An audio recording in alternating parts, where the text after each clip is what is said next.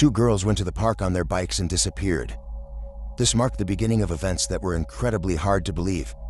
From the very beginning, this story resembled a detective thriller with an unbelievable plot. As things unfolded, it became even more puzzling until all the mysteries converged into one solution.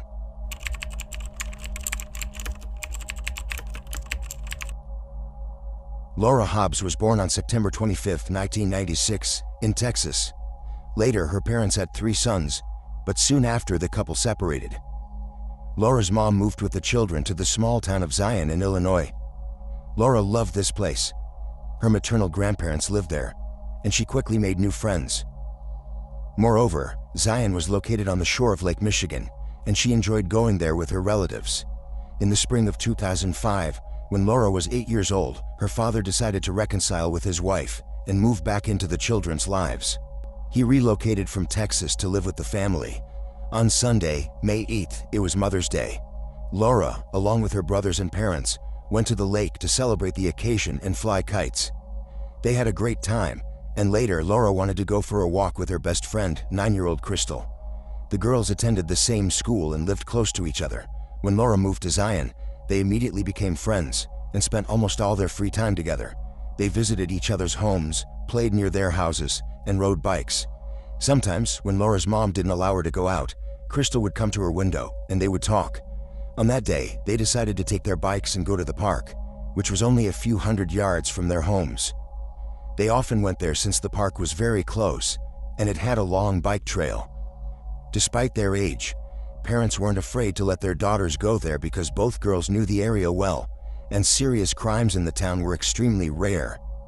The girls left around 3 p.m. and were supposed to be back for dinner. However, as time passed, their parents started worrying. When it was 7 p.m. and Laura and Crystal still hadn't returned, they decided to go to the park and call them home.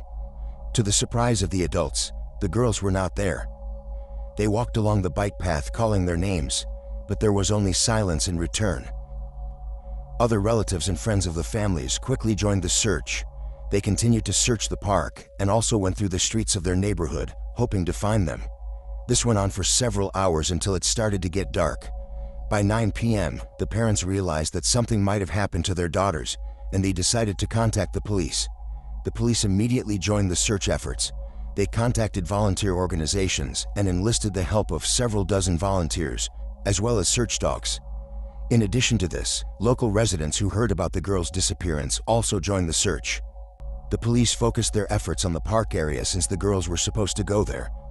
Speaking to other children living along the route from their homes to the park, the police learned that Laura and Crystal did indeed pass by them, stopped to chat, and mentioned that they were heading to the park. Parallel to the search, the police went door to door in the neighborhood in hopes of finding anyone who had seen the girls that evening. They also began distributing flyers with information about their disappearance. As each hour passed, it became increasingly evident that something terrible had happened to the girls. Darkness had already fallen, and they were being searched for throughout the town, but there were simply no traces of Laura and Crystal. The search continued practically until dawn, and at around 4:30, the police decided to take a break. However, Laura's father and her grandfather refused to return home and continued scouring the area. They went to the park and decided to split up to cover more ground. Around 6 a.m., as the first light of day began to break, Laura's grandfather suddenly heard a cry and rushed in that direction. He stumbled upon Laura's father, who was in shock and claimed to have found the bodies of Laura and Crystal. They lay off the bike path amidst thick undergrowth. Laura's father immediately realized that both girls were dead, as there was a lot of blood and injuries on them. The man called the police, and they arrived promptly. After examining the bodies, forensic experts determined that the cause of the girls' deaths was multiple stab wounds, most likely from a knife. Laura had 20 such injuries on her body, while Crystal had 11. This news sent shock waves through the small town. Such crimes were almost unheard of there, but now they were faced with the horrifying reality that an unknown assailant had killed 2 young girls just a few hundred meters from their homes. The police focused all their efforts on finding the culprit. Their initial suspicion fell on Laura's father, Jerry. They were concerned by the fact that he had managed to find the bodies alone after the park had already been searched by officers and volunteers. Digging deeper, they discovered that Jerry had a significant criminal history, ranging from drug-related offenses in his youth to assaults on people. One incident in 2001 had led to his wife and children moving to another state. On that day, while they still lived in Texas, Jerry and his wife had a heated argument that quickly escalated. They were in front of their home, and 3 men passing by noticed the situation and intervened, thinking the woman was in danger.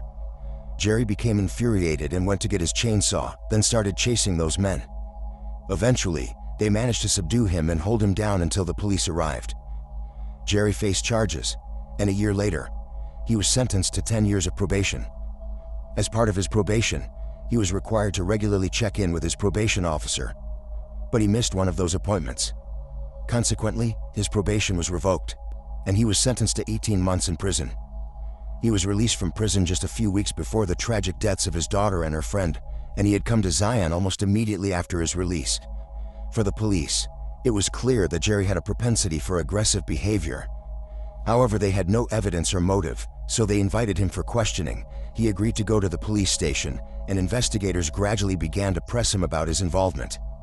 Over the course of more than 20 hours of questioning, Jerry initially denied any involvement in his daughter and her friend's deaths. He insisted he had nothing to do with it and claimed that he and his wife noticed Laura hadn't returned. So he went searching.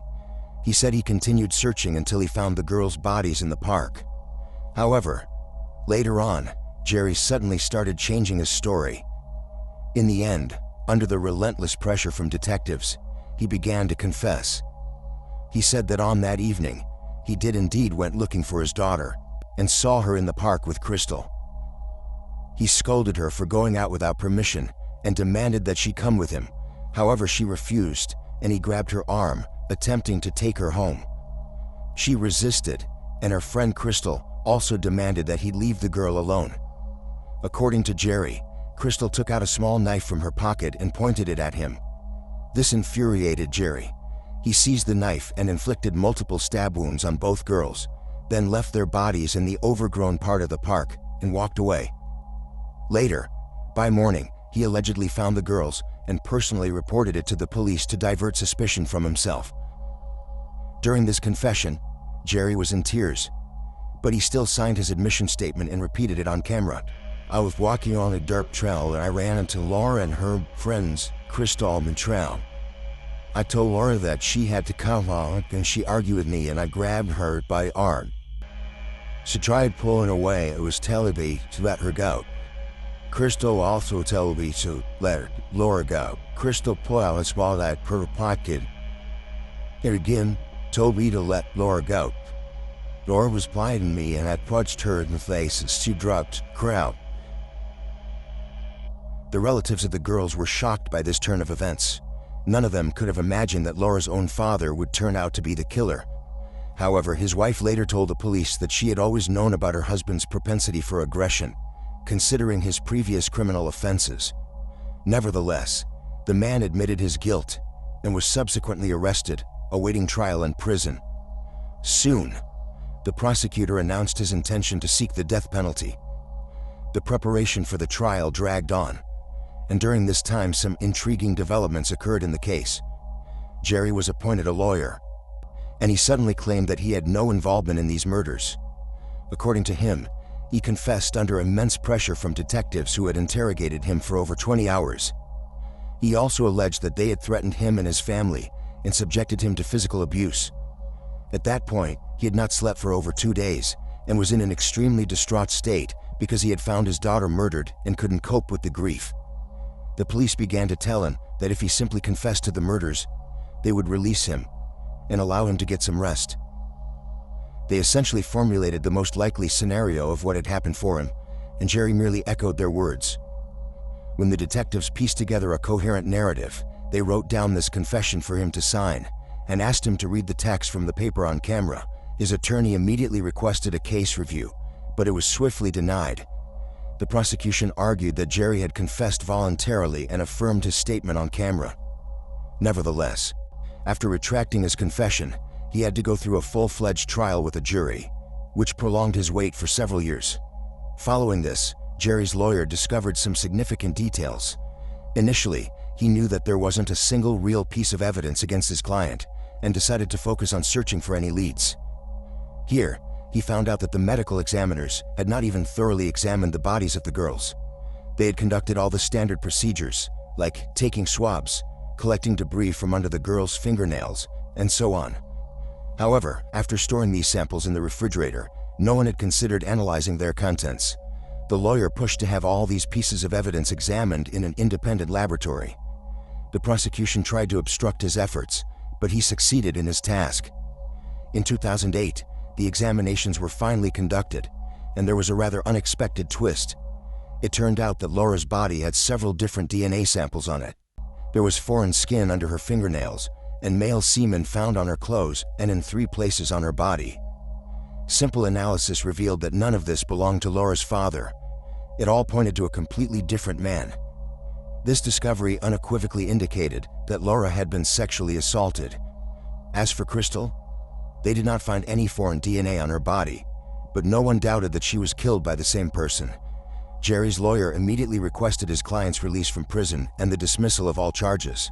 However, an unpleasant surprise awaited him here as well. The district prosecutor refused to acknowledge the new evidence, claiming that it meant nothing. In his opinion, the presence of foreign DNA on Laura's body could have been entirely coincidental. He argued that young couples regularly visited that park for intimate encounters, and he believed that this was why male semen ended up on the girl's body.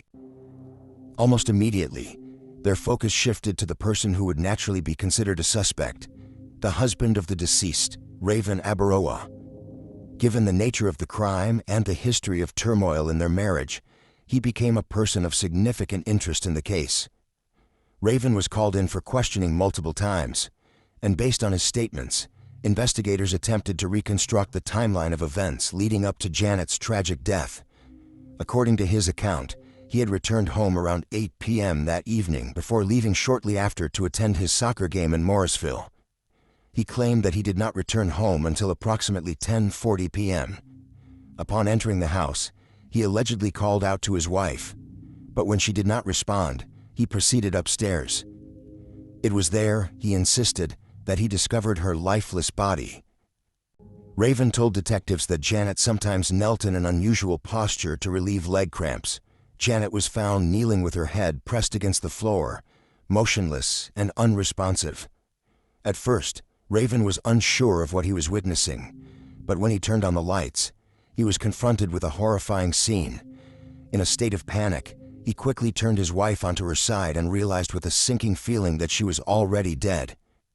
Forensic experts later explained that the positioning of her body could have allowed blood to flow steadily from the deep stab wounds, particularly the severed artery, until the thickening process naturally slowed the bleeding. This could have continued for several hours, suggesting that Janet had been deceased for some time before Raven's arrival. However, given the catastrophic nature of her injuries, forensic specialists could not rule out the possibility that she had been killed just moments before he entered the home. The uncertainty surrounding the exact time of death only added to the growing list of questions detectives needed to answer. When questioned about possible suspects who might have wanted to harm Janet, Raven provided an unexpected and perplexing theory. He suggested that the recent financial difficulties the couple had been facing had taken a severe emotional toll on his wife. In his opinion, Janet had succumbed to the overwhelming burden of their economic struggles and had taken her own life. According to him, she had been acting strangely in the days leading up to her death, often blaming herself for their predicament and expressing distress over their financial instability. However, this claim was immediately met with skepticism and outright rejection by Janet's family and close friends. They insisted that Raven's statements were entirely false, fabricated to mislead investigators. Those closest to Janet knew firsthand how she truly felt. She had confided in them regularly, sharing her frustrations and struggles, but never once had she voiced any inclination toward self-harm.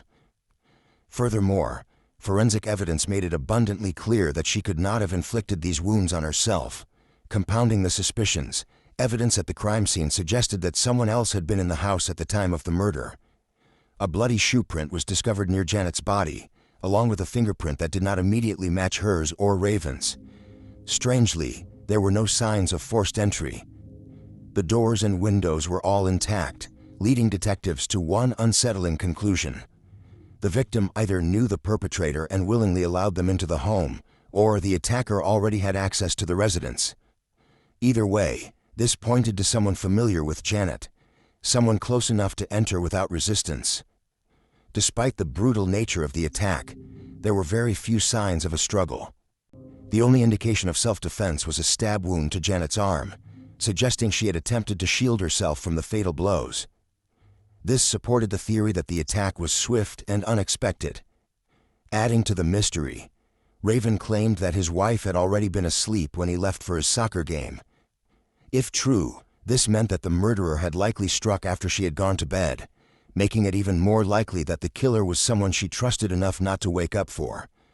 Another strange detail stood out to investigators. The only missing items from the house were Raven's laptop and 2 kitchen knives. One of these knives was almost certainly the murder weapon, but the absence of the laptop suggested the possibility that someone wanted to destroy evidence rather than steal valuables. Intriguingly, the perpetrator had ignored other valuable items in the home, including Janet's wedding rings and other jewelry, indicating that robbery was not the motive. At that stage, detectives lacked concrete evidence to arrest anyone, including Raven, so he was temporarily released. However, law enforcement officials had already begun to suspect that he was not as innocent as he claimed. Investigators decided to monitor his actions closely, believing that he might eventually expose himself through his behavior. What followed only deepened their suspicions. Just one day after Janet's murder, Raven packed his belongings, took his infant son Caden, and abruptly left for Utah. On the surface, this move might have been seen as natural.